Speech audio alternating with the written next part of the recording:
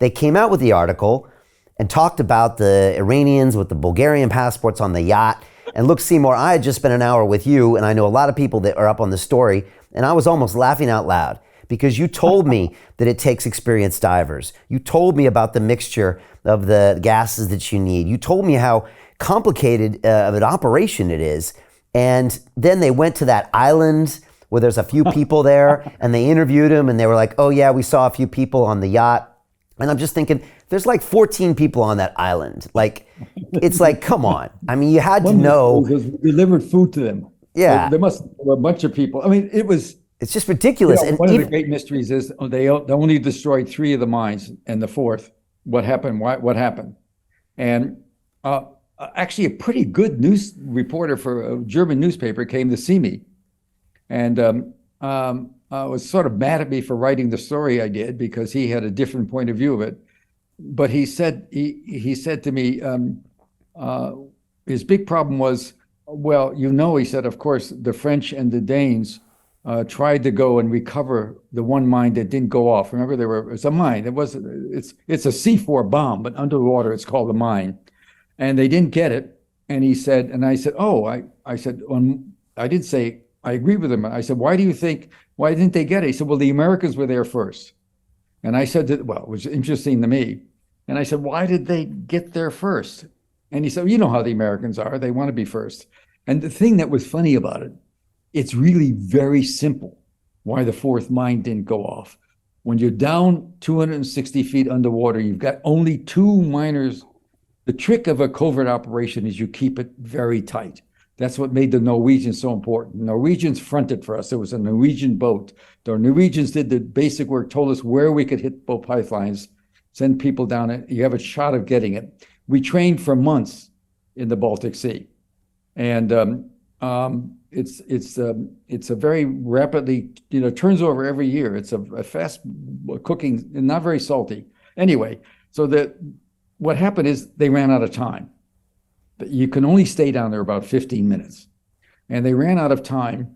And so they did 3 and they were told, get out of here. So there never was a 4th mine. But if there had been a 4th mine, which everybody thought, it's the most lethal thing in the world and the most difficult thing. It's an unexploded mine and powerful enough to blow up a New York City building. It's a big pipeline. They want to be sure they can get it. The pipeline is steel, but it's covered by a big concrete barrier that keeps salt water from getting near the pipeline. And it's the most difficult job in the world to extricate one of those. And there's so much dumbness stuff going on. It's so obvious that you couldn't go pick up an empty mine. And then there were talks 2 weeks ago that they found a fuzzy something there, some fuzzy thing. I don't know if you saw the story. There was a picture of some fuzzy thing underwater they thought could have been a sonar device that triggered the 4th mine that failed. And I'm sitting here thinking, there never was a 4th mine. Maybe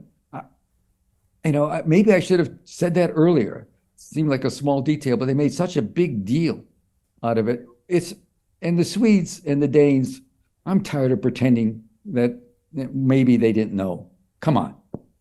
In that first story, for a lot of reasons, I didn't say they didn't know. What I said is the way I did a lot of negotiation about these words, that we never told them what they should have figured out.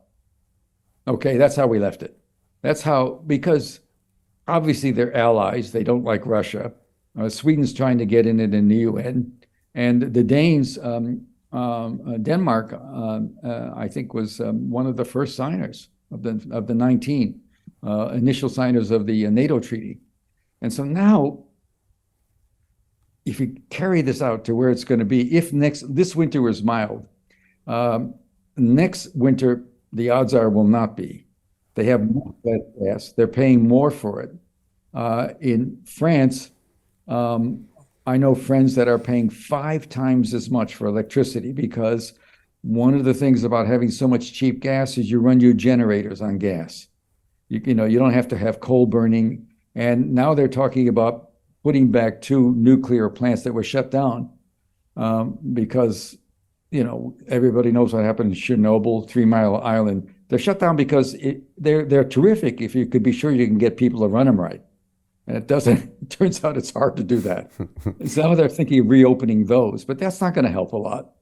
And so what Germany did last year to get through the winter is they subsidized everybody's home. I can't say how many hundreds of millions of marks, in the billions. 20 to 20, some businesses would subsidize 25% their heating bill. That's not going to be able to be done this year. The money's not there. So it's going to be a very rough, if the fall comes cold, he's going to be looking at tremendous anger from Western Europe because he's costing everybody a lot of money. It's 3 to 4 times as much for natural gas in Italy. Everywhere. It's inflation is booming, you know how it is here. And meanwhile, Biden keeps on asking Western Europe for more money and tanks. He's now got German tanks fighting in Russia for the first time since World War II. So Jim Rickards has just recorded a video that's not available to anyone in the public, and he's going to be talking about how this upcoming recession is going to be fast, it's going to be bloody, it's going to be nasty. But at the same time, he's going to show you how you can position yourself to profit from all of this chaos. Now, we've made this video only available to our viewers. Go to londonreal.tv/Jim. Watch that immediately. I can't say enough good things about Jim Rickards. He understands the global economic system better than any guest I've ever had on London Real. His predictions are almost uncannily true, and you can learn how to profit from his vision, from his expertise, and his understanding of economics. So go to londonreal.tv/Jim or click the link below. It's an excellent, excellent look on what's going to happen in the future and how you can position yourself to profit from that. Jim is one of the best in the business, one of my favorite guests on London Real, and he's very, very good at predicting the future and showing us all to profit from it. So click the link, and I hope you enjoy.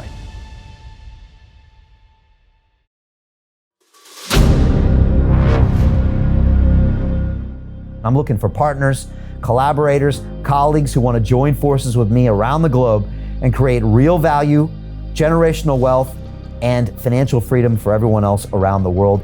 Get involved in the cryptocurrency markets, get involved in the NFT markets. This is your moment. Life all comes down to a few moments. Don't let this pass. Now it's not too late. Next year's going to be too late.